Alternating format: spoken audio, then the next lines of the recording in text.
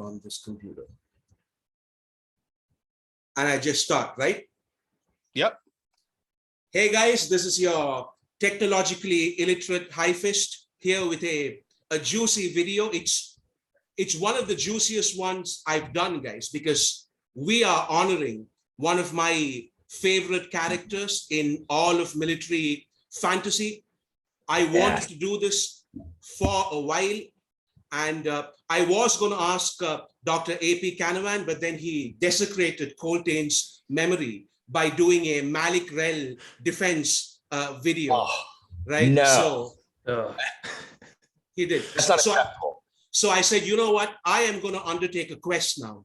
I will scour the internet and gather an elite team, a crack squad, if you will, of the internet's premier Coltaine experts, where we celebrate the memory of Coltaine. So on this esteemed panel, first we have my old friend, the father of Malas Tube, the man because of whom Ruthan Badd exists, Ishka Jarak. Welcome, Ishka. Hello, I'm excited. This is the stuff I love about Malazan, right? It's the lasers and the fireballs and the badasses. So I like all the fancy stuff too, but this is the heart and soul of Malazan for me. It really is. And we have another old friend, the James Cameron of Malas Tube, the Tolkien of Felicin Defenses, the only real pure Malas Tuber who puts any effort or time into his videos, while the rest of us have shoestring budgets. He has some of the best Deadhouse Gates and Coltaine material out there. Welcome, Graceless Passion. Hey. Okay, and last but not least, we have a new friend who is a Coltaine expert of sorts. All the Malazan videos I've seen of him. He's always expressed his admiration for Coltaine as a character, for Deadhouse Gates as a book, and I've always sort of enjoyed his take on Deadhouse Gates. He is also one of the best impressionists on BookTube because his impersonation of Krupp and Iskaral Post, they're both works of art. So hopefully we can get to that as well. So welcome, Alan, and it's nice to meet you finally. Thank you. Nice to meet you also, because you and I also share an opinion on Toll the Hounds. We do on a character who sort of we will not pollute Coltaine's memory by sort of delving into that just yet. I mean, we will get into that, trust me. But correct. So let me start off with something that I've always wondered, right? So where do you think Coltaine stands as a character in the overall series? Because this series has a lot of favorites. I always say you could gather 50 Malazan readers together and ask them who their top 10 or top 20 Malazan characters are, and there would be vastly different choices that we get. So where do you guys think Coltaine fits into the sort of pantheon of great Malazan characters? Well, Alan, jump in. Or yeah, Graceless. Okay. I think he kind of gets a little bit lost by the end of the series, just because, you know, he stops being too much of a focal point by book 2. So you get surrounded by these other amazing characters. And so when you just get asked that question, he doesn't really get brought up until you start thinking about who hasn't been showing up for a while. And if you actually do think about it, taking into account. Sorry. Oh my gosh. You're good. You're good. I would say he's definitely in my top 5, quite frankly, because it's just anytime he's on the page, it's just fantastic. Ishka, what about you? I think he's definitely in that kind of upper tier, because even though he disappears from relevance in the pages and all of that stuff, he's still like a motivating factor for like a lot of that stuff. When you go to like even, you know, all the kind of later Duiker stuff, he's all jacked because of that. And like the Nil and Nethler, who go on to become formidable in their own right. It's like kind of, that's what makes them so insane is that they're just like kind of the continuation of all the crazy stuff. They're like standing on his shoulders in a lot of ways. So plus he's just, you know, you never get a POV character of him, and I think that's crazy because like it's not like a character where you get to know him and you understand all his motivations and stuff. It's like you're watching from the outside and you're just like, holy shit, dude's a straight up beast. So yeah, total mystery through the end. And I mean, obviously even like book 4, he's the ghost of book 4 because you go follow his path all the way back and retrace the steps and everything. So how spoiler are we talking this, like for the whole series, or like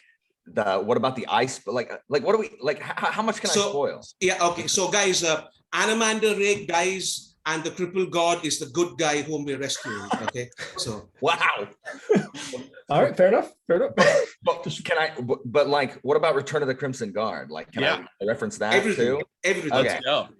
Okay. So first of all, Coltaine, for me, I am not sure that I don't think for the series reaches a high for the end, like the Chain of Dogs for me, than it does in Deadhouse Gates. Like I think that may be my favorite part of the whole series. Karsa comes close to like a favorite character, but in a different way. Like I don't think the Malazan army has a commander as ballsy and as brilliant as Coltaine. Maybe Tavor at the end. But like I just don't like. I mean, you know, we got Dujek One Arm's fine and Whiskey X's fine. Like that's fine, and you know, Paran's fine. But like Coltaine does more of the impossible than anyone except, again, maybe Tavor walking across the glass desert or whatever. And so for me, I don't remember, like the thing that I remember the most about this whole series is the Chain of Dogs, from when I first read it back in 2008 to when I last read it, you know, 2 years ago. And I think Coltaine, I think the whole Wiccan thing, like the Wiccan storyline is one of my favorites. Like in book 6, where freaking Lysine turns her back on Coltaine's memory for political purposes. This is why, like, I can't even believe AP could even think of defending Malik Rel. Like what blasphemy, you know? But then and then in Crimson Guard, it's just kind of like, I feel like it's kind of hand waved, and I just don't like the resolution of that whole plot line in Crimson Guard, because I think Coltaine and the Wickans deserve better. And if you're gonna turn on them, like let's go ahead and like lean into that skid and just let me hate everything about this book, because like it's just being treated so horribly. And I just think Coltaine's specter looms over so much of what happens, you know, in Crimson Guard, and like you said in book 4. It's just brilliant, because Coltaine doesn't actually I don't think Coltaine actually believes any of this is going to work, but it's his job to make everyone else believe that he believes that it's going to work. I don't think Coltaine thinks they're ever going to make it, you know. From where are they going? Aaron? They're going from Aaron to Aaron. They're going to Aaron from Hissar, right? So I don't think he ever thinks they're going to make it. But you know, he has to make everybody else believe that he does, and I think that's part of leadership, is, you know, you're shouldering that burden. So I think Coltaine is, like you said, Ruthan, like one of the best characters in military fantasy, like for sure. And I think a big reason for that is, as you pointed out, Alan, that the others are good, but there's something special about Coltaine. With Trevor, there are just so many possibilities at the end there that we as the reader can't quite keep track of a military genius, and other people have to point it out. Whereas Coltaine's that character where we actually see his genius unfolding. The Sikala crossing, which Graceless has a great video on. The Graceless, you've not done Vatha yet, right? You've done Gelos. No, I just finished up the whole script, making the map right now. So should you have videos on like the battles themselves with maps and all. Listen, this guy is Steven Spielberg, Alan. You have to check his stuff out. Literally gonna watch it the second we're done with this. Yeah, I've got Sakala and Geller Ridge right now. Awesome. And you said you're about to put a Vathar one up there? Yeah, should be I'm hoping within 2 weeks, depending on how difficult everything is and how much free time I get. But yeah. Heck yes. Nice. Yeah, they're not super great. Don't let Ruthan talk them up too much because it's No, they're bomb. yeah. Yeah, I love that like scene with Duker when he's like, you know, how are you going to do this tomorrow and whatever. It's like the night before, and he's like, this is a done deal. Tomorrow's like, all right. He's all, I'm thinking about the one like 3 steps down the road and whatever, and you're like, holy shit. Because Duker's kind of like the pessimist out there, and he's always like, this is never going to happen. We're done. He's like whatever. He falls deep into depression after witnessing all of that crap. Oh my God. Yeah, and he's like the wet blanket of the whole book, and then everybody else is like, we're doing it though. Yeah. On the point of the chain of dogs though, so is there any sequence or set piece in the series that would rival that? I mean, I guess the Siege of Yucatan is a set piece, but I think I like the Chain of Dogs a little bit more, and it's kind of spaced out as well. The final defense of the Barrow or whatever was quite cool. But yeah, as an extended set piece, I think I would have to agree that the Chain of Dogs is the most spectacular thing we've seen in the series. So Ishka and Graceless, do you guys agree? I'd love to see it made into a movie. That's a badass like thing. The pacing and just the tension. You know what I mean? Yeah, you don't need to explain anything else about like the Malls and Empire or anything like that. You could just go straight in and just have the little tidbits and have a fantastic story there. You don't even have to put in the rest of Deadhouse Gates. Like you don't have to do the whirlwind or anything like that. Just the Chain of Dogs would make an excellent movie. It'd be depressing, but it'd be fantastic. I do think that for me, the Marine invasion of Lether, honestly, is close. Not quite as much because obviously Chain of Dogs has a whole lot more pathos throughout the entire thing, but just in sheer fun, I really enjoy reading the invasion of Lether. Yeah. I agree with you, Ruth. And the Chain of Dogs is like, as far as set piece, just the whole of it, Chain of Dogs. Yucatan, if you take Yucatan and then the chapter after it, the survival underground, that is one of my favorite moments. And then like Graceless is saying, the slow creep across Lether with Hellions indestructibility. Just the Marines ambushing, the Lethery forces and stuff. Like that in terms of scope is just, I mean, it's just like guerrilla warfare. I love that as well. And then of course, what's that part everybody loves? Beak? Is it Beak? Beak. But I mean, even all of that, like those, and as far as sieges is concerned, the Siege of Capistan is one of the most horrific things I've ever read. Like it's ridiculous. But Chain of Dogs as a whole, I think there might be bits of these other parts that I like more than certain bits of the Chain of Dogs, but I think Chain of Dogs as a whole may be my favorite thing in the series. Just, and again, because of Coltaine also. If like Coltaine wasn't there, I wouldn't like it as much. Yeah. What would you guys say is the most brilliant thing about him that impressed you? So he does a lot of clever stuff. What would you say is your favorite of his tactics? Mine would probably be him using the Weasel clan to guard the refugees, because he knows that the Weasel clan, because of their skin color and their tattoos and all that, look demonic, and the way these guys act is completely savage. So he intentionally uses them to make sure that the refugees don't revolt. It's subtle things like that make Coltaine stand out to me. The way he conducts war games and war drills, and he wants these guys to learn by themselves and all that. There are small details all over of this guy actually doing clever stuff rather than us just being told that he's clever. So what would be your favorite bits? Use of the sappers, always the sappers for me. Sorry, go ahead, Escar. No, yeah, the sappers is great. I was gonna say it's the non-military stuff for me though, because he totally like so strategically like manipulates the nobility of that refugee train, and like the stuff he does with their gold, where he's like, you know what I mean? Oh, these guys want gold. He's like, carry the gold. He's like, I can always get Lysine to like write me a check when I get wherever I'm going. That was epic. And the slave thing that he does. Yeah, if I remember right, they asked for compensation for each slave. And he's like, okay, in that case, just buy all the slaves. And they have to carry the gold. Yeah. Oh, I forgot about that. Yeah. Good one. That was badass. And then they're like, oh shit, now we like need our slaves back and stuff. He's like, well, I don't need gold right now. He's like, so sorry. Hey, Chain of Dogs, that's where he blows up the river, right? Like, is it which battle is that where he explodes? That's the Kala Crossing. Okay. I would like to point out that the sappers are almost entirely used by the greatest tactician that the Malazans have, Captain Mincer. Yeah, Yes. Captain Mincer, Yes. the psycho. Yeah, and that's where like again, I read Deadhouse Gates 2 years ago, but that's where they like keep disappearing and they don't ever like want to show the captain. Yeah, which that was actually a accident that happened. Erickson actually forgot to put Captain Mincer in the first meeting that the head of campaigns had.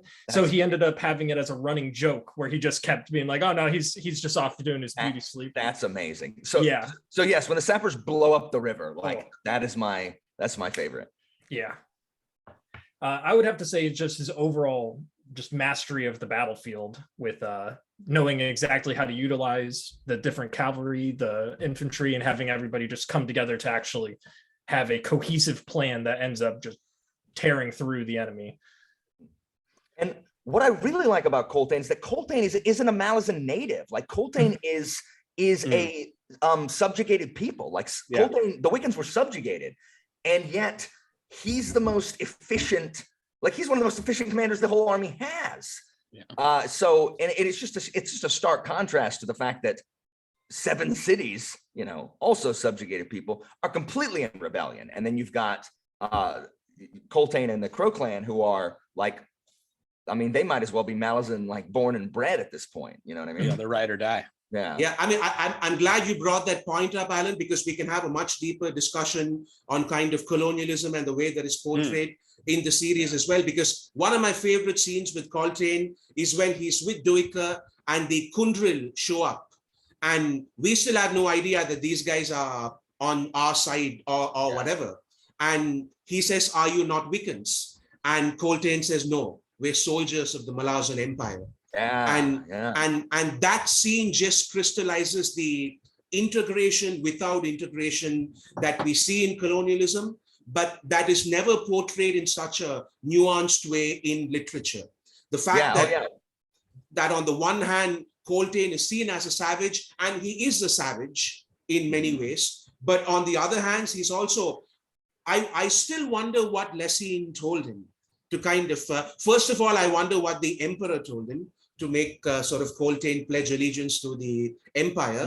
And I wonder what Lessene told him, but whatever it is, just the nuanced way in which he is both the independent savage and the loyal soldier of the empire.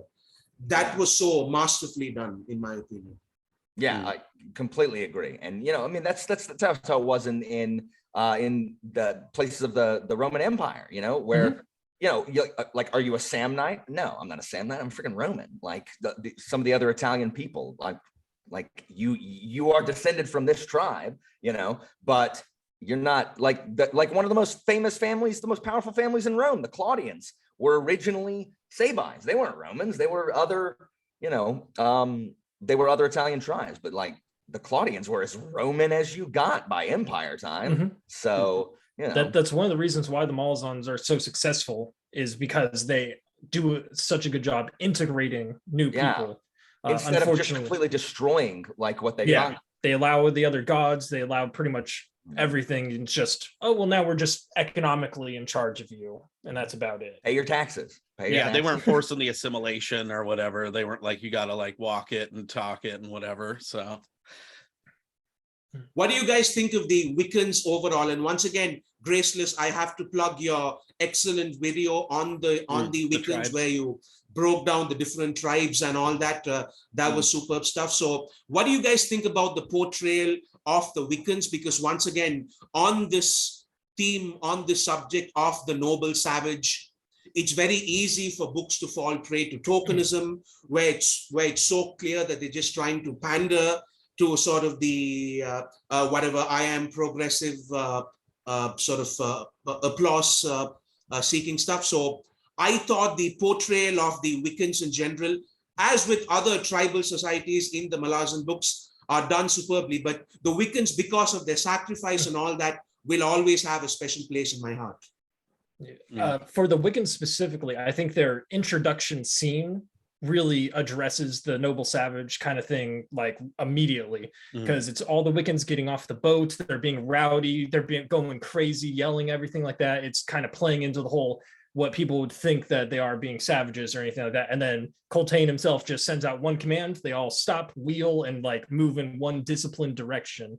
So it's like you'd think, based on their description, their introduction, they're going to be savages and just kind of rowdy, but then they end up being the most disciplined group in the entire continent at that point, basically, besides the Red Blades. But what a badass entry, my God. That should have warned us that this character was going to be something special. That has to be one of the best Malazan intro scenes for a character, where he just screeches or shouts or whatever, and this entire boisterous group of savages just gets in formation. Yeah, I'd forgotten that. I liked Coltaine from that moment. Like the first time I read it, I was like, oh, this guy. Yes, this guy.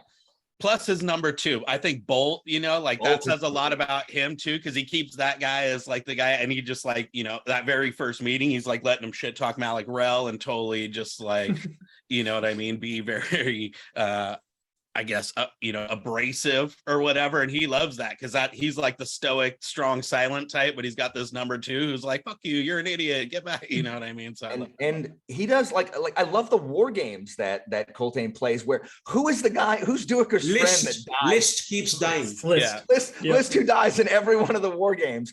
But I mean, Coltaine, that's like actual armies train like that, you know what I mean? Where it's like, okay, well, this is an urban combat scenario or whatever. And I just like that Coltaine knows what's coming, and he is preparing them as well as he can. Like he knows he cannot get, like, there's no way you can prepare for the kind of journey he has to make, but he's preparing, as he's doing whatever he can to prepare them as much as they can for, and I just love those scenes. Like I love those scenes. And Bolt, like you said, like, Uncle, I love Uncle Bolt. Yeah. No, I love it too, because like in some ways, even though he is like the savage or whatever, he like is kind of more in the like cut of somebody who went to like military academy and is like a 4-star general, because he's like he has like a deep understanding of how these nobles operate to be able to manipulate them like that, like the broader like societal level, because he knows all that stuff's deteriorating and is like training for guerrilla warfare from day one. He's not like, so it's weird because he's like more sophisticated and whatever, it seems like, even than all these people who did go to like military academy and whatever. The Wiccans follow him purely on the basis of them being in awe of his knowledge. They're like, how does he know this stuff? How does he know that this is going to happen? And I think it's Nether who says he is a cipher for us, and we follow him because we are in awe of him. And in some ways that I guess encapsulates who he is. The Emperor does this clever thing, uniting the Wiccans, where they say the Emperor mocks them, and they kind of they're sort of shamed into uniting, kind of like what I guess T. Lawrence is portrayed to have done in the Lawrence of Arabia movie, where he kind of unites the Arab tribes and stuff like that. But with Coltaine, they are following him purely on the sort of the burden of his charisma, if that makes sense. And the other thing that you pointed out in your video, Graceless, which I think we should talk about, is the humor aspect. Because Alan, here is where you and I feel that a very popular character in the series is overrated. And one of my big problems is that there is no humor in that, right? It's all wah wah. I am a tragic, melancholy, whatever Shakespearean drama of 100,000 years. Whereas with Coltaine, even though he's serious, there's so much humor when we find out that the engineers don't have a captain, and the thing with what's her name, Blunder or whatever. I don't remember her name. Coltaine always goes along with the jokes. him and Bolt have this relationship where it's like, oh, wasn't your wife your sister as well? There's always this underlying, Coltaine enjoys Stormy and Gessler, even though he kind of punches Gessler. So that's a great way of infusing stoic humor into a character and still have their sort of stoicness or whatever preserved. Yeah. What did you guys think of humor in the sort of Coltaine character? I think the fact that Coltaine can be humorous with the burden that's on his shoulders right now, like the fact that Coltaine didn't crack at any, he didn't like collapse into, tears or a nervous breakdown is, I mean, it's impressive. Like Euchre. Yeah. Yeah. I mean, he's just like, I love Coltaine's, because we don't get a POV from him, but his interaction with everybody he comes in contact with is always him talking to the nobles, like you were talking about earlier, are some of my favorite moments in the book, because Coltaine, he treats them with deadly seriousness, like they demand to be treated with, and ends up screwing them over. And they don't really realize they've been screwed over until it's too late, because they think they got one over on the savage. You know what I mean? Like, oh, we showed them. We showed that savage. No, you didn't. Like he just screwed you. Yeah. Suck it. And I love that their dog ends up becoming one of the Wickans. Yes. little rat dog. Yeah. Yeah, Roach. Yeah. So what's the name of that one terrible noble whom Duicus strangles at the end? Yeah. I mean, is that like the worst character in the series after Malik Rel? Or after Malik Rel, yes. Malik Rel. My God, Deadhouse Gates, that chain of dogs betrayal, and everybody involved in that, they have to be the most hateable bad guys in the series. I mean, come on.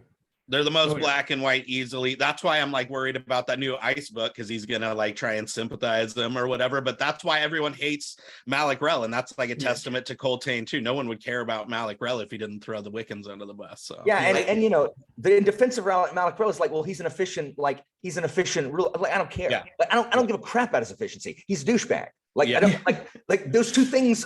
They don't have to, they don't have to be mutually exclusive. Like totally. He can be a douchebag. I don't care how efficiently he rules. Who cares? He sucks. He sucks.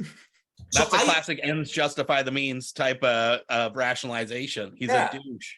So I usually love the evil characters in the series. So I actually like irredeemable characters like Leoman and all that. But for whatever reason, these chain of dogs guys are Pomqual, Malik Rel, Cobolo Dom, I mean, fuck off. For whatever reason. At least Pormqual got his. At least he got his. Deserved it. Yeah. Oh, sorry to bring up the comedy again. I think that it was very, very necessary and well utilized to make the chain of dogs more powerful, because if it was just this unrelenting slog the whole time of depression and just people dying, it would be horrifying. I mean, you're allowed to have these conversations about children dying and just the sheer trauma that these children are going through. That's going to be the worst part of this whole thing. And then you have other moments of Bolt's talking about how he can't, they make jokes about his face being incredibly attractive because he's got the big slash on him and stuff.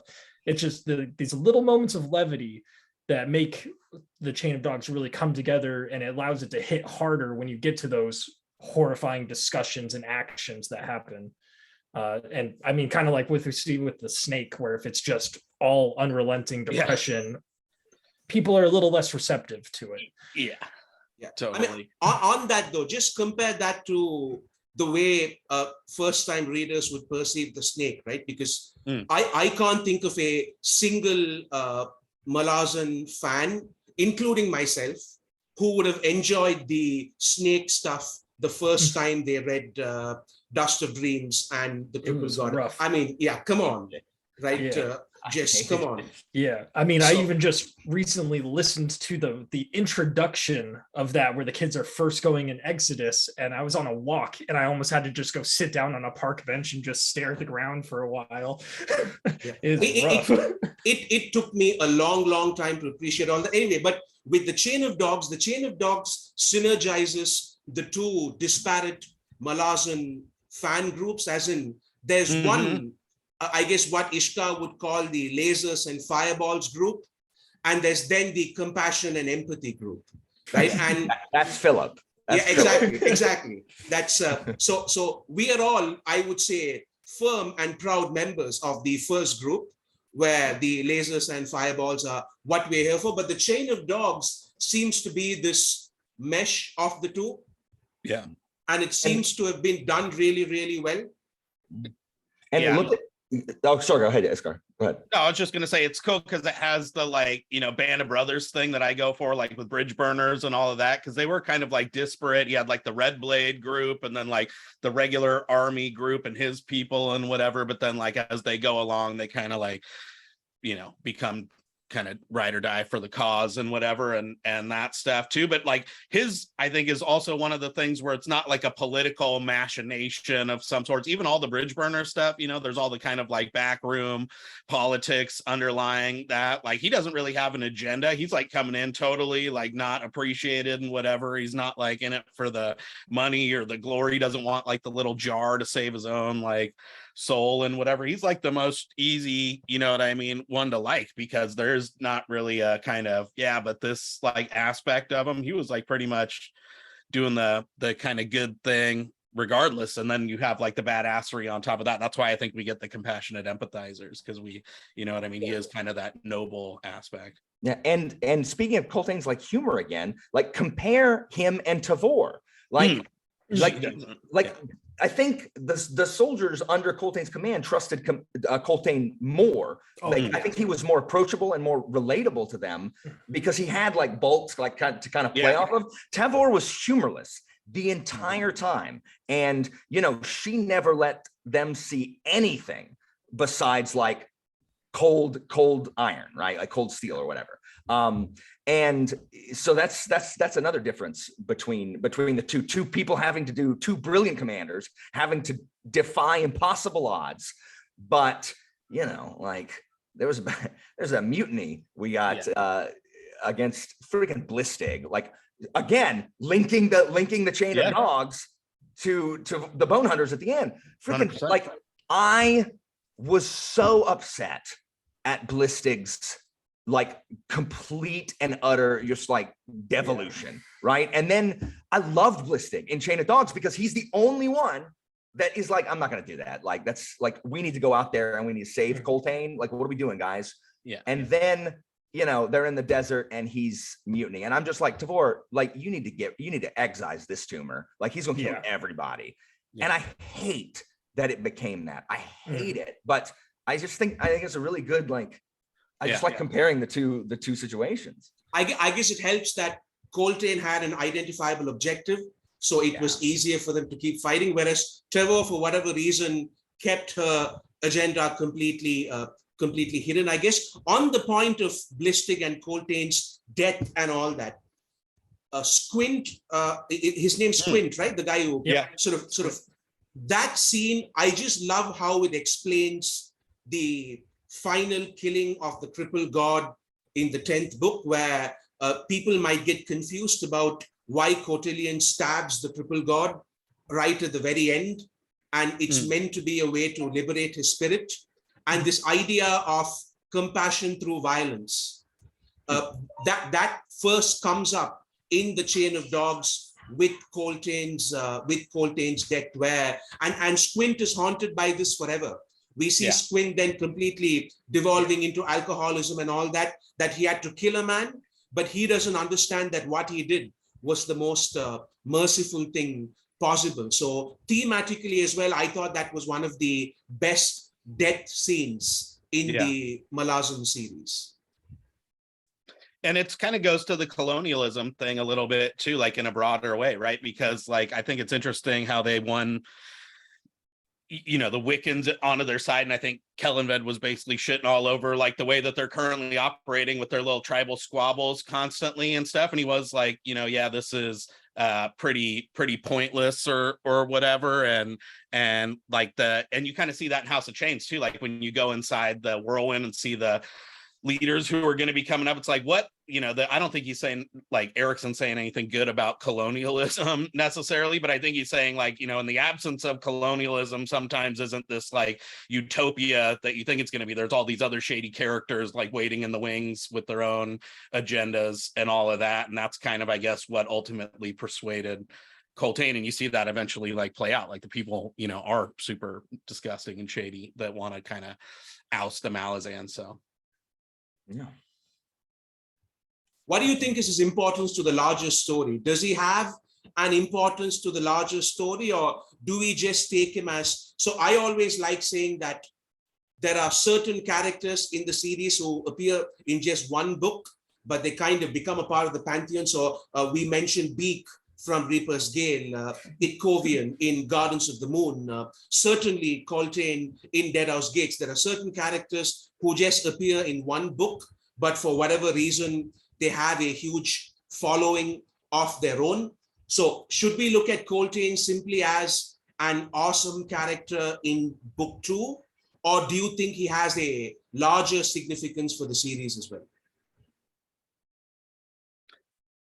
He has a larger significance ultimately for the political landscape, I think, because like, in Return of the Crimson Guard and all of that stuff, where they like are allowed to become the scapegoats, and then they're reabsorbed back in, and that's like, kind of stops this bigger mutiny that lets Malak Rel ultimately like consolidate power. It's like there were so many times when he was on the tipping point of getting, shown the door or whatever. Like if Callum would have stayed in the Bone Hunters and like taken over the Claw, and Pearl could have done something about all those guys, you know what I mean? So that, I think that kind of helps him ultimately ascend to the throne. Yeah. So, and that has big implications for the whole world. Of all the people that get saved in the Azath house, why can't Coltaine have been saved? Yeah. Like, well, he had his own method. Yeah, that's true. Because I mean, we do get the nice epilogue scene where you, Yeah. Even if you don't include the ice books, where you actually get a little bit more, you do get the whole showing that he's going to be reborn because of all the crows, which is just a fantastic scene in and of itself. Plus, he becomes a god, right? Like people are. That's what I was about to point out. Yeah. Yeah, like a religion forms around him. We get War Leader Gaul of the Kundril, there with the Bone Hunters throughout the entire end of the series. He gets brought up multiple times with the Queen when War Leader Gaul is telling them about the Wickans and the whole he won, but he lost. It's important to know that he did win though, because the goal was to save the refugees, and he did that. I think from a meta perspective, it's book 2 and the death of the Wickans and Coltaine with the end in sight that sets you up to not know what to expect for the rest of the series. Yeah. Because there's some reversals of fortune and some unexpected things in Gardens of the Moon, but fantasy isn't written that way, the way the Chain of Dogs ends. And that's why it sticks in my head so much, because like you're so close, and even when they're in danger, like he's caught, he's still going to make it. You don't make it this far and then lose at the end in fantasy books. That's just not what happens. And so when Coltaine actually died and the Wickans are actually massacred Malak Rel gets his way, and at least Pormqual died. The worst thing is if he would have survived, but at least he dies. That was when I knew that like I had no idea what was going to happen. Like anyone can die, it doesn't matter. Like who cares how important this character is? Who cares how much you like them? Dead. Like that's and so for me, that's what, and he delivers more and more of that, like at friggin' Capistan and Yucatan and all these other huge set piece battles where it's like, well, I like that guy. He's gone now. Yep. Except for Spindle, who just brutal. lasts forever. He's a trooper. I think that's why a lot of first-time readers like Memories of Ice so much, because Memories of Ice is our first kind of happy ending, even though there's a lot of tragedy and sacrifice and all that. The good guys win, the bad guy turns out to be the lost kid from the prologue or whatever, and he's then united with his sister, blah, blah, blah. Whereas Deadhouse Gates, my God, yeah, you're right, Alan. I mean, if you can get through Deadhouse Gates, you really do have the stomach for the series. There might be certain other elements in the series which might kind of rattle you later on or whatever, but in just is that the most tragic out of all the books? Because when people say Malazan's really sort of tragic and a lot of characters die and all that, if you think about it, is that the most devastating ending of the 10 books?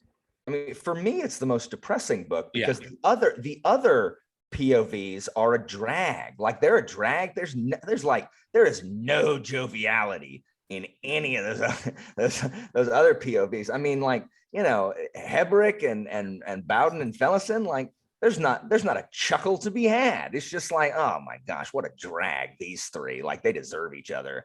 And we of course have the other two balls of sunshine, Mapo and Icarium. At least we get Fiddler in there, adding so much levity. At least we have Fiddler, and the fact that like his backpack is reinforced with Valyrian steel as many times as he gets thrown, and the freaking and the cussers don't explode. But at least we have Fiddler, and then Mappo and Icarium. I mean, Mappo, he needs to go see someone because he has chronic depression. Icarium has no idea whether he was depressed before he lost all of his memories. He's just like, look at this old thing that I built, maybe. And you know, Liamon and Arsa has no humor in this book. He's just like, no, we're not doing that. They bask in their failure for a third of the book, you know. And Liamon's a twerp, so everyone's depressing in this book except Coltaine and Bolt. So you know, and then we have that ending. Yeah, that's why it's the ultimate gut punch, right? Because it's like you are like forged through the crucible with them or whatever, and then you're like, yes, and we like made it through all these things, like finally, you know, and then it's like, nope, and it's like the red wedding moment or whatever, where you're just like, no, dude, no, like how can you? And that's why it still like sticks with, even though you never get the POV and all that, people are still, you know, bitter, butthurt. And that is what like. I'm glad you brought up the Red Wedding. That's what it felt like, because when I read Storm of Swords, that's the first time I'd seen anything like that in fantasy. Yeah, I'd never seen anything like that. And then when I read Deadhouse Gates, I was like, okay, like this is like that, where it's completely unexpected. Yeah. And now you've walked the chain of dogs. Yeah. No.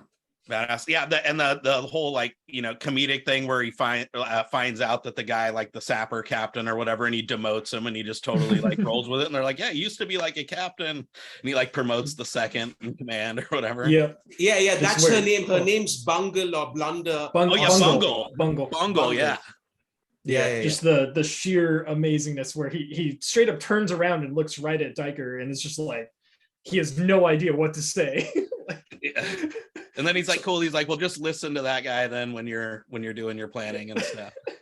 Another really cool idea in the series, because I mean, I'm a fan of military theory. The PhD I'm doing now is on military theory and military strategy. So I've always loved the idea of cold iron and hot iron as a kind of soldier's way of a dichotomy in leadership.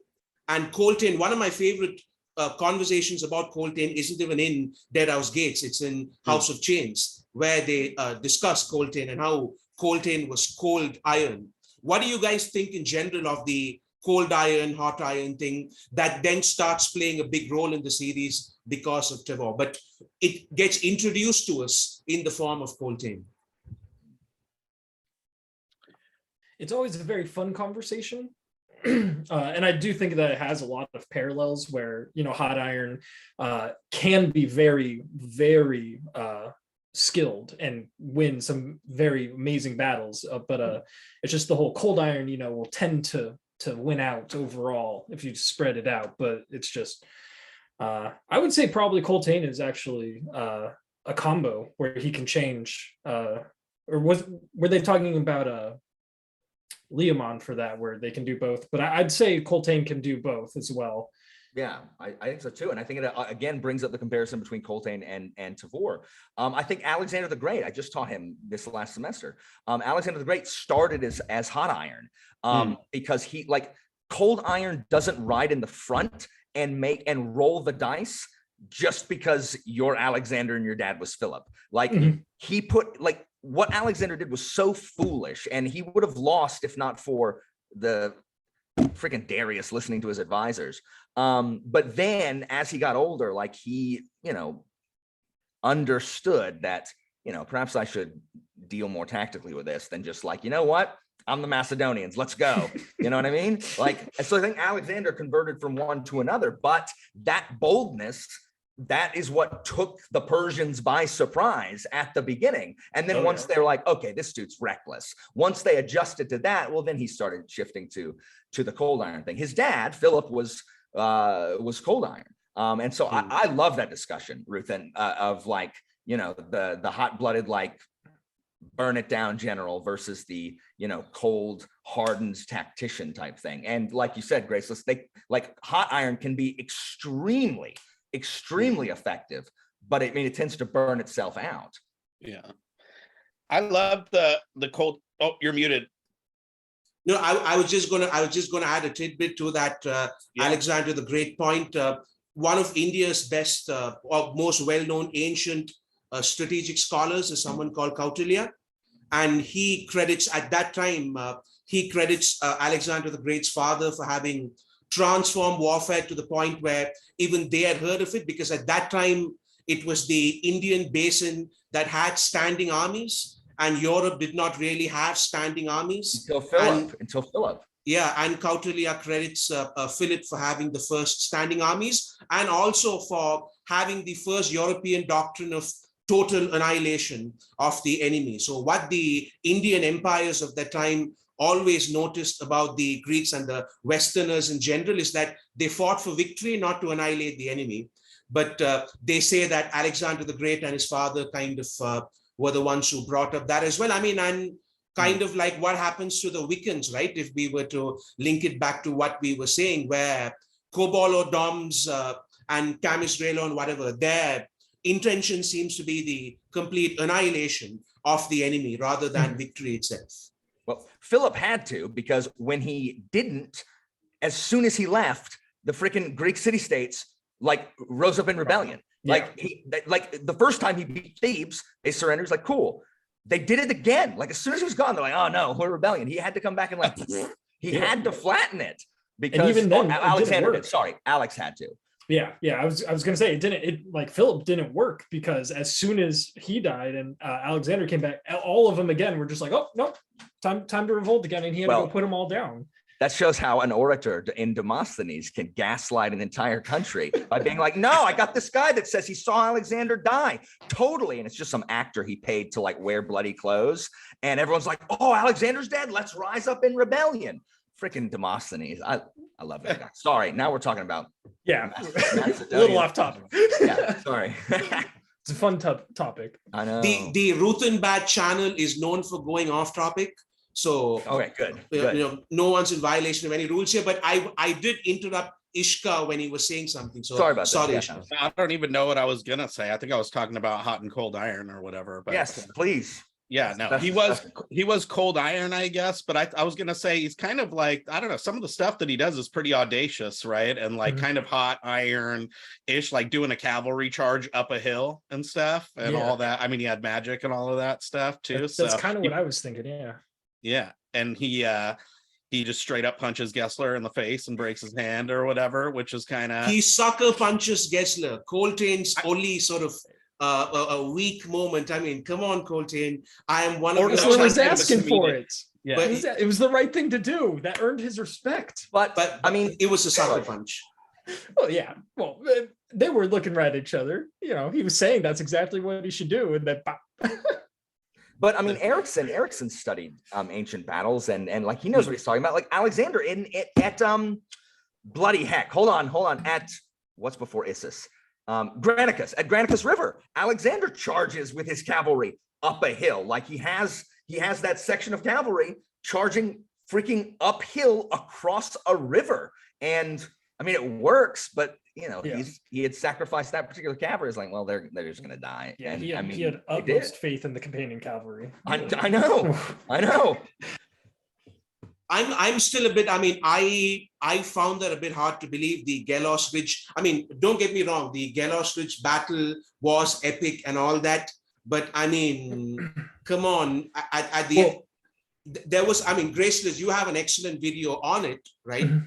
And what I got from that video was that it was the incompetence of the enemy forces that seemed to have won the day. Rather than, whereas with Sikala Crossing, you can pinpoint to brilliant things that Coltaine did, where here it was the sappers, number one, who saved the day, and Nil and Nether, who kind of saved the day. But other than that, these guys managed to smash the front, and they managed to come back to save the guys behind them as well. I mean, when the guys behind them were being kind of surrounded by enemy troops, those enemy troops had to have been some useless ass combatants for these guys to have held up that long. So I found that a bit ridiculous. Do you agree with me? But how often in history are battles won not by the brilliance of the winners? That's true. But by the incompetence of the defenders. One of the important things is the fact that the seventh wouldn't break, because the losses and deaths in battles for most of history only happen when one side actually breaks and starts running, which is what the Whirlwind Army did when they started getting attacked from multiple sides. That's the whole reason why they won there. And the charge up the hill was honestly very, very reckless and would absolutely not have worked if it were not for the sappers disrupting the line and allowing the charge to actually penetrate into them, because otherwise they're charging a heavy infantry block. And for Nil and Nether to strengthen the horses, right? Yeah, the horse. Yeah. That's the whole reason why they were able to maintain speed and actually kind of gain up the hill. But like they weren't going too much harder than a regular charge at that point. It was more the fact that they were able to go up the hill at a actual charge speed, and it's just it's a fun battle. But I can see them holding, especially when they actually would lash out at them, but they maintained their discipline and stayed in their blocks and didn't break. Yeah, and that is one of the, if not the primary reason that the Romans conquered the world, is because they had more disciplined troops. Caesar was outnumbered pretty much every single engagement in Gaul, every single one. But the Gauls the Gauls, they charge as a mass, and they don't hold, like they have no formation to speak of. And all Caesar had to do was break the line and just kill enough of it, hold formation, and eventually the Gauls are going to scatter. And that's what happened in many of the engagements. This is why it was so much more deadly during the Civil War, because it's Romans fighting Romans, so it's disciplined soldiers versus disciplined soldiers. But the problem is Caesar had like 8 years of like hardened veterans from Gaul, while much of Pompey's forces were, new recruits or new conscripts, or had not experienced, war in a hot minute the way that Caesar's had. It also shows kind of how ruthless he is, though, too. Even though like we all love Coltaine and he's a G and all of that stuff, like it does show like, hey, I'll use these freaking 12-year-old kids or however old they were and just like straight up use them up and whatever to achieve the objective too. So it's not like he was just this total, you know what I mean? He was very strategic and whatever, and ultimately, a good guy and all of that stuff. But he was using what he had at hand for sure. I mean, you're onto something, Ishka, because let's not forget that Coltaine commits one of the worst environmental crimes that we see being committed in the series. He drains out an entire oasis, which essentially dooms everybody and every animal and bird and life organism in that area to certain death. Yeah, that is. I mean, that's probably the worst systematic environmental crime that we see in the 10 big books. And it's kind of almost ironic that here we are kind of, praising Coltaine and yet we still haven't gotten to the sort of the dirty part of it. So what do you guys think about that? Do you think that he was entitled to do it given the stakes in a world like the Malazan? Should these moral questions be answered with a little more flexibility? Does he get a pass for doing it? What's your verdict on that? Well, how much of that, like, if it were not for that situation, he would never have been doing that. The hand was kind of forced for him because he is being forced into this with multiple armies coming after him. So it is a little bit of a quandary. But I would say that he definitely deserves a little bit of blame, but they wouldn't have made it without getting that water. Like it was necessary for them to win. So whether that gives him the rights, but you know, Graceless there giving Coltaine a free pass for exploiting Earth's resources. I mean, it was the fault of the Whirlwind Rebellion, I would say. You know, I put for me, I'm already a Malazan Empire apologist. So anything the Malazans are doing, like, that's the right thing. Like, sorry, enemies of the Malazan Empire. Yeah, Wiccan Pogrom. Oh yeah, get them. Don't be an enemy of the Malazan Empire. So I mean, except Lysine, like Lysine and her crowd. I mean, what I mean is the bridge burners, the bone hunters, and I agree. Chain of Dogs, not the losers. Yeah. And Coltaine specifically, I'm an apologist for. If Coltaine had to do it, I mean, he had to do it. Sorry. Like, I don't know what to tell you. Like, people will be like, well, you need to be more sensitive. It's a fantasy book. Like, it's not real. Like, I'm not discussing like this real guy who drained a real oasis and real people died. It's a fantasy book. In it, Coltaine's a good guy. To me, Coltaine's a good guy. And anything Coltaine has to do to win, you know what? He wouldn't have done it if he didn't have to, because I believe in my commander and I'm following him. So, Alan, on those grounds, I offer you a peace treaty on behalf of my client, Leoman of the Flails, on the grounds that he did what he had to do. No, but he's a bad guy. He's a bad guy.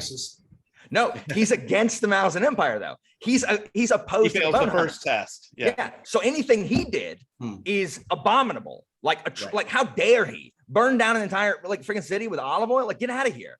And then like leave and kill all his own men. Yeah, and Korab. How you can't if leave he wants Korab? To leave, just leave and surrender. You know, like he didn't need to kill tens of thousands of people. Seriously, Korab. Like, to be honest, I would want to leave Korab as well, but anyway, sorry. Hey, whoa, he's my boy. Yeah, Korab can't take care of himself. Leave him on like such a left a dude to die. Like, Korab can't handle it. That is true. He's very codependent. I know, poor Korab. And he latches right back onto Fiddler immediately to fill that void. Look, he found it. Oh, that healed me from the wound of Korab being abandoned. His bond with Fiddler, that like, because two of my favorite characters come together. Healed me from that horrible battle. No, Leomon sucks. There is no deliverance for Leomon. I mean, I'm shocked by this conversation because Korab wouldn't even be in like my top 75 Malazan characters. My God, I mean, it is. Well, you brought it up earlier, where anytime that question gets brought up, it's huge differences. You know, he's the Swiss Army knife with all of his different like compartments and things that come out and different weapons and whatever. Has to get a new weapon like 3 times a battle. Oh, I hate pre-Malazan Korab. Leomon Korab sucks. Fiddler Korab is awesome. Bomb. Yeah. Totally. No, I think it's interesting though, because it's really sad, or I don't know what you think, because in terms of like whether Coltaine gets the blame for the environmental crisis and whatever, is like, you know, do you think it was worth it for him to do it? Because like that's the saddest part of all, is like ultimately they go through all this crap to like save these people who are like pretty inconsequential from the standpoint of the world. They're ungrateful. They're like whittled down to like not that many of them anyway by the end, and then like, you know, Tavor has to end up coming back and like reconquering the whole thing anyway. And so it's like they went through all that shit, and it was like they ended up just like literally at ground zero, or actually like negative whatever, because the Pormclaw's army's wiped out. And so it's just like unnecessary, all of it. And unnecessary, as Alan pointed out, it was our first taste of unwitnessed sacrifice. The Chain of Dogs is our first real taste, even though, I mean, there's the Siege of Pale and all that, which goes nowhere with Teshren.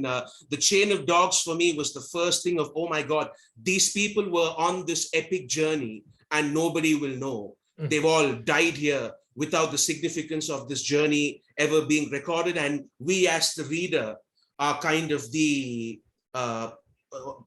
gods looking into the story or whatever who have to remember this. Graceless, were you saying something? Yes. So to echo that point, I would like to change my earlier answer on my favorite thing about Coltaine with what his choices were. He's aware that this is all going to be useless without it being recorded, which is why like that was supposed to be Diker's job. Like that's why he put him in every single of the battles. He had that forethought of this needs to be recorded so it's not forgotten. The horrors that these children go through, the horrors of this battle, the sheer human depravity needs to be recorded and shared. And then, I mean, I get annoyed with Duker because he's then he just gets hammered in the bar every day. Full depression mode where he tells the story once and then like he doesn't ever record it, doesn't write the book, disseminate it. It's like, come on, man, write the book. Yeah, because like so he was trying to make it so that way it wasn't unwitnessed, but and then Duker goes and becomes super emo and he'll get to it eventually, Just chatting about depressing crap with Fisher. Like just write the book, Duker. Put pen to paper. Yeah, would be nice. Like you're alive, Duker. Everyone else is dead. So quit moping and write the book. Oh, but it was so hard for me to see. Write the book, Duker. Write the book. You had one job. You are dishonoring Coltaine. And I thought he was going to be the one writing the Book of the Fallen. I mean, because that's what he's saying he's doing in Deadhouse Gates. He's keeping the malls on the Book of the Fallen. And then it turns out later on that it's, I can't remember his name. The crippled god. Kaminsad. He's the one writing it, which I mean, I always expected it to be Diker, but yeah. Graceless, not remembering the crippled god's name is kind of like being a Lord of the Rings expert and not knowing who Sauron is. What? Who? This Iluvatar guy? What's that? Look, he's the crippled god for 9 books. Yeah, you only find out at the end. I mean, it's a good name, especially when you mentioned where the name comes from, but I just forgot. My bad. This is live. If this was a video, I could just edit it out. Yeah, exactly. No one has to know. My job is to give everybody a hard time the moment I sense sort of any blood whatsoever. So please, don't show weakness. There's a weakness. So it's the tactician in you. Exactly. I mean, I am Captain Mincer after all, Graceless. I think he's described as immeasurably ugly or something. Isn't that how? Yes. Mincer's, which is why he needs his beauty sleep. Exactly. Right. So I'm like Captain Mincer. So in terms of Coltaine's sort of place as a military expert, I did a video a long time ago called the Mount Rushmore of military strategists. And I put Coltaine on my Mount. Obviously, you have to fucking put Coltaine on your Mount Rushmore. I mean, what are you doing in life if that doesn't happen, right? So what would be your Mount Rushmore of Malazan strategists? Got to have Coltaine. I just got tagged in that warband, make your own warband or something like that. And you have to have a commander. And I was like initially thinking like, oh, I got to put Whiskey Jack in there, just like my namesake and whatever else. And he was like actually the brains of the operation. If you go back and read some of the early ICE stuff, he was like Dujak's boss, basically. Or Dujak was the one who's like, you should make this guy the boss because he's, whatever. But Coltaine, I think, is the one who, like Alan said earlier, he actually achieves the impossible. You know what I mean? And we see it on the page or whatever. So him for sure. I think freaking Tavor is the shit. I think that would be the path to doing the movie or whatever, would be to go in on Tavor earlier, and then you could do like kind of the parallel with Lacine and stuff, and they're both kind of cold, don't let anybody in, and like, but one's successful ultimately and one kind of gets killed off and whatever. That, like, I think you got to give it up for First Sword Grub. Even though we never get to see it, we hear that he ultimately becomes a sick ass commander in his later. You cheater, Ishka.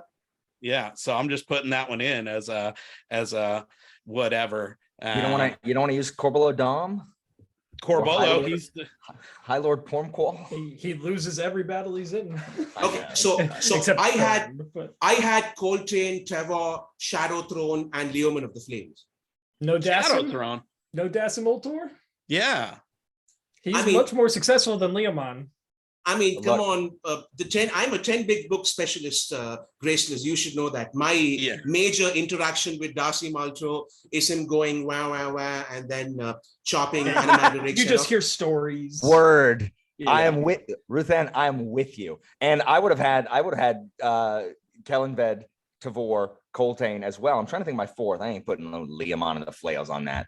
I would be picking Fiddler as my choice of the ones not mentioned so far. I'd put Fiddler. I could put The Soldier of Life. You know, he's fantastic. What about Ganos? He becomes a pretty formidable general by the end, kind of, or The problem is at we least- stop following him. He just kind of starts appearing places. yeah. Like, yeah. the cavalry just like showing up. Like I liked him, and then in the latter half, it's just like, oh, here he is with popping out of Warrens with Mhm. Quick Ben and Callum. He The does way he get one takes over really the host was really good, though. I like that in the Mm. Bone Hunters, where he Yeah. like kind of shows up and he's like pretending to be kindly or whatever is that, and then but they all know he's not really kindly, and they find out that it was like they were all just testing him, and that chick let him knock her out and stuff or whatever, just to like kind of. I'm partial to Ganos. Hey, I got sucked into the Yeah. books and Gardens of the Moon because I like that original Pale battle, so pretty much I was Team Ganos from day one. I'm trying to think of who my fourth would be. What about? Yeah, go on. Okay, go on. I'll give you my fourth. Red Mask is my fourth. Oh yeah, yeah, that's true. I'm one of the Okay. few like that's one of my favorite parts of what book is that in? Reaper's Seven? Gate. Reaper's Gale. 5. Yeah. Oh yeah, 7. That's one of my favorite parts of Reaper's Gale is the Red Mask versus the Eater and Lether stuff. Yeah. I hate that. Like that's another thing that like, what was the point? Like all of that and you lose Yeah. miserably. Yep. Yeah. It's just because he got blinded. Yeah. All he cared about was the revenge at the end, was willing to let his entire people get taken out just to get the basic revenge. Yeah. And Not the even and the overthrowing freaking, the empire. yeah, and the Coltaine Jamal abandoned him at the outset. Mhm. Yeah, they totally. Yeah, they saw that he was messing up because he just didn't care. It was just like, nope, willing to let all his people die, which is the exact opposite of what the Coltaine are looking for. Yeah. They're the Yeah, I mean, last ones. They're trying to live. And it's hilarious that the actual Red Mask is Stormy, as in the actual mortal sword that the Coltaine Chamal were looking for were yeah. Stormy and Gesler. Yeah. So Sagar Chok's the same Coltaine Chamal that kills Red Mask, that then becomes Stormy's or Gesler's whatever Horse. companion. Yeah. Sagar Totally. Chok and the female. So that's when the Coltaine That's- comes back. Yeah. And I for a long time, there were many people telling me that the Red Mask story goes nowhere. And because of that, I'd stopped reading Malazan for a while. And finally, when I got to the end of Dust of Dreams, because someone convinced me to read Dust of Dreams, that's when I saw the Red Mask storyline come back. That's Mhm. cool. Yeah, because I do think it's meant to show that is exactly what the Coltaine Chamal are not looking for, is Mm. that sheer just blind attention to what he wants, because that's all he cared about at the end. And then they go from Red Mask to Red Mane. You know, Yeah. It's Stormy over there. Who's there the- you go. Who's Boom. the Edda That's- commander in against Red Mask? I like him too. I think it starts with a B. There's some Ruthan Trana. Yeah, I Yeah. think so. Bruce Yeah, and Trana. Yeah, I Yeah. like him because don't they try to like doesn't the Lether commander warn him that the Lether are going to come trying to assassinate him, right? Yeah, totally. Yeah, that the it's- sub commander, the lady. Yeah, she was trying to warn him. He was a fun point of view. Yeah, I liked him. I liked him also. Yeah, and I love that whole thing about the whole thing of like Lether anyways, how it was like also they were like the trade guild or whatever. They had some like kind of cartel that they were running to like consolidate all the economic power, and it was like they won the war and whatever, but they were really like the taking over a system that was going to like corrode them from the inside out, and it was Yeah. like way more foundational and whatever. So Yeah.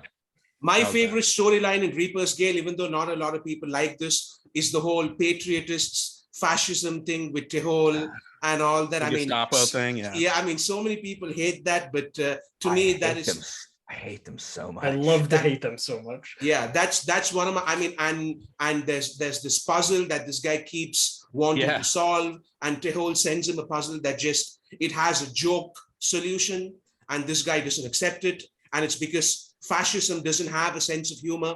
My God, I just loved all that stuff, and I mean, speaking of Coltaine, once again, I think we see the shadow of Coltaine in Reaper's Gale as well, where sort of many of the insurgency and counter-insurgency tactics we see are kind of so different, because the one thing that stands out to me about Deadhouse Gates and the Chain of Dogs is that they of course explain it because of the Path of Hands and the Triple Gods poisoning the warrants and all that. The other military major set pieces have a lot of magic. The Siege of Pale, the first shore battle, the final climax where there are armies of dragons and all that. Whereas here, because of the Path of Hands and because the Triple Gods poisoning the warrants, it's magic does play a role, but it's played much more for a strategic advantage than a tactical advantage where everybody's shooting lasers. Whereas in Reaper's Gate, go on. No, I think that's why in Memories of Ice, I always like the Siege of Capistan more than the Siege of Coral. Yeah. Because Coral is like what are those vultures? Like that just like the condor thing. Yeah, the condor things. But Capistan is literally just a frothing horde that, like, the defenders of Capistan are the superior troops. But this is like one of the situations that, you know, has happened in history where sometimes it's just raw numbers. Like the sheer numbers of the Teniscalri just overwhelm the defenders. Like they just don't have enough. And there is magic, like you said, but and you know, Gruntle filling the tenement building to where it's like come on, that's amazing.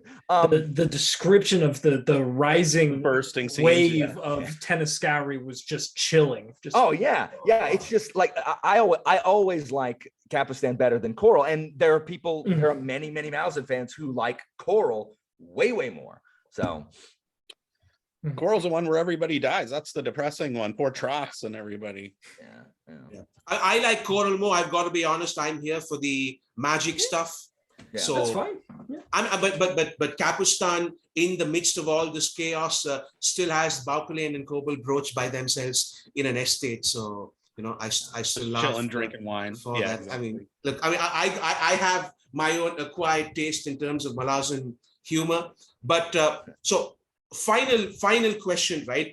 If any of you guys want to discuss something else, that's fine. But this is the final question that I sort of had. When did you realize? Of course, his entrance was good, and Alan, you mentioned that you knew you liked him right there.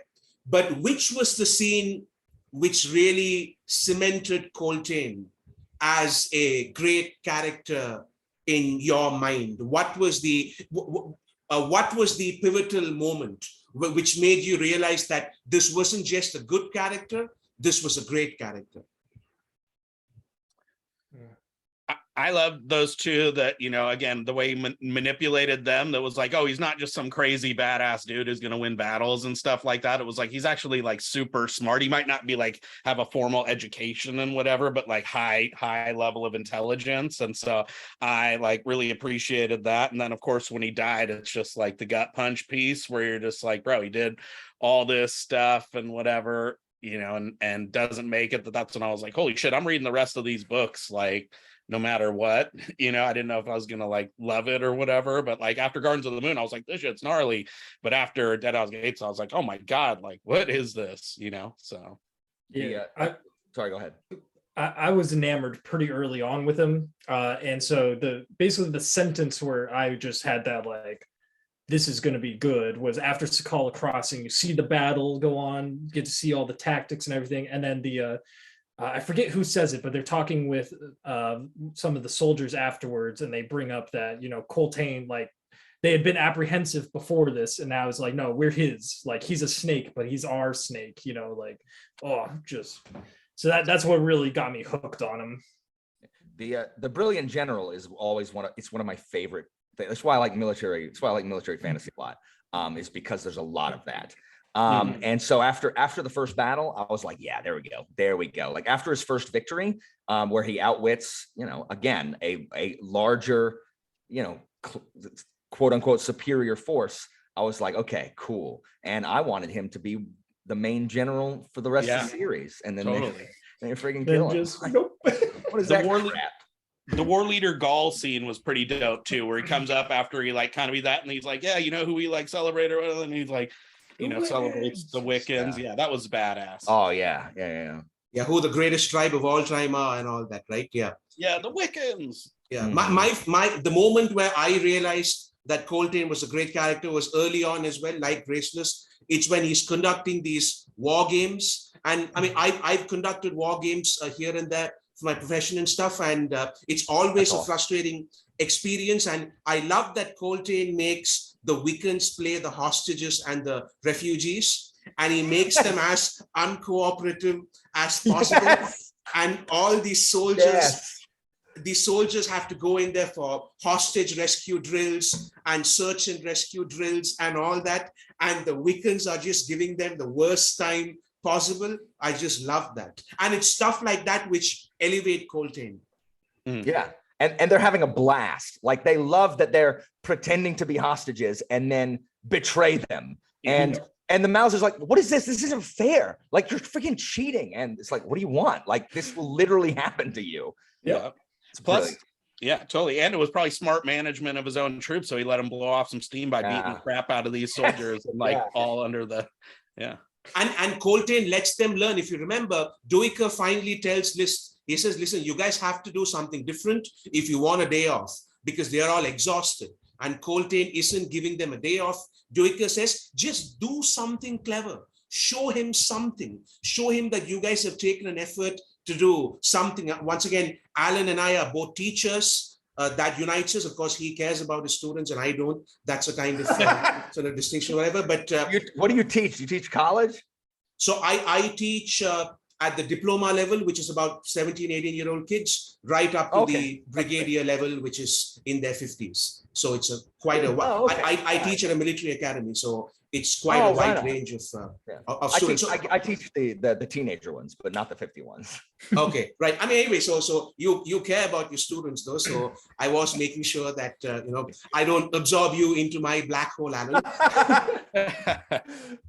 So anyway, the point that I was trying to make was, I'm completely derailed now. What was I saying, guys? You need to kind of. Sorry. I don't know. You're talking about the war games. Yeah, the boat. Just show him something. Show him something, and then they show him something, as in the Malazans win the next day's drill. And Coltaine and Bull both say it's about time. We were waiting for you guys to do this. There's a specific way to counter what we are hitting you guys with. And we were waiting for you to come up with it by yourself.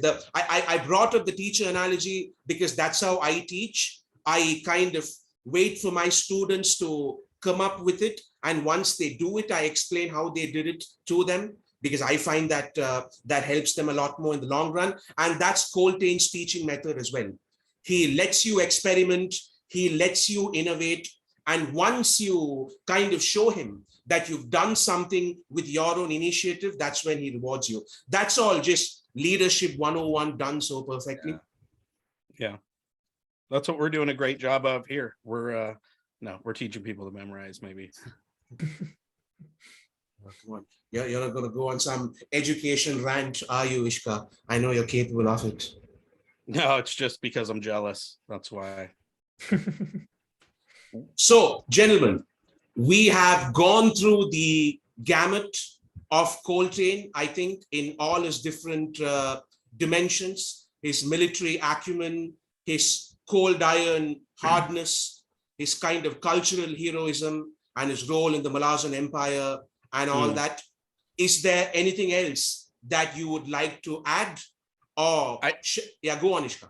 No, I was just gonna say I want us to pre-commit to regrouping after the Coltaine or Wiccan Chain of Dogs movie comes out, and then we'll 100%. Yeah. And this is I think this is a more than adequate response to that heretical the heretical and, I mean, let's just say wrong stance of defending Malik Rel, like unconscionable defense of Malik Rel. Yeah. You thought you hated ice before. Wait till the next book comes out, Alan. Oh my AP, God. AP will never get tenure at Ruthan Badd University. Come on. Yeah, I don't want Malik Rel humanized. Like it's gonna be like I It's played gonna be terrible. It's gonna be like, terrible. the game Last of Us 2 tried to humanize like the bad guys. Like, okay, like I don't care. Like I don't like what they did. I don't care. Like, okay, you're humanizing Malik Rel. I don't like what he did. I don't care. Yep. Ugh. Oof. What do you guys feel about the sheer number of crows that show up to take Coltaine's soul? That's right, they do. It's So- bomb, dude. It's It's crying a out very for an cool adaptation. scene. It is Anne Cobol-O'Donnell blowing them up as they sweep in as well. Yeah. Yeah, And that was it- horrifying because they're literally ripping his soul asunder, you know. Yeah, and I think the way it's written is when Coltaine dies, Coltaine's soul then comes, helps the crows push back the sorcery or something like that. I mean, Yeah. I found the entire thing very not quite biblical, but I did find it very kind of theological and grand in that sense. I mean, come on, a crucifixion, an army of crows, a soul departing. Yeah. You need to execute Hundreds them. of thousands of crows, just beautiful Get shot in the scene. head. Yeah, as in, But if- I yeah, go on, Grace. I do think it goes into the whole power level type thing Hmm. because like all the other warlocks and everything get a single crow. Sormanath gets 13 or 11, and then Coltaine gets hundreds of thousands. Which, And he wasn't even a mage, so yeah, and I think it just goes into the whole point of just how powerful like his will was to get them through the chain of dogs, and just kind of speaks to how power kind of manifests, because it's not just magery or ascendancy or anything like that. There's a whole other element to it. Yeah, badass. I mean, the idea that mortals, when they live a particularly great life and they make a particularly great sacrifice, when they die, they ascend into sort of godhood or whatever, that is such a prevalent idea in Hinduism, in Buddhism, in the classical pre-Christian religions and all that. And to me, this is probably the best example of it being done. As in, if you are going to show a guy making a Christ-like sacrifice to then ascend into sort of this spiritual godlike entity, what better story than the chain of dogs? My God, it's just perfect. And on that note, guys, do we have anything else to discuss, or do we call this session to a close? Thank you so much for letting me come on. Thank you. Yeah, it was a very fun chat with you guys. It was a blast. Yeah. Awesome. So thank you, gentlemen. By the way, guys, for all my subscribers, check out my Spotify podcast with my series Malazan for Dummies, where I break down the entire 10 big books scene by scene. You might have seen people do chapter by chapter breakdowns. This will be the first scene by scene breakdown. So I hope I see you there. Ishka, Graceless, Alan, thank you so much for joining me and coming on board the Ruthan Badd channel. Ishka, you've now got to tell me what to do. Do I just stop recording? Yep, that's it. Okay, guys, bye-bye.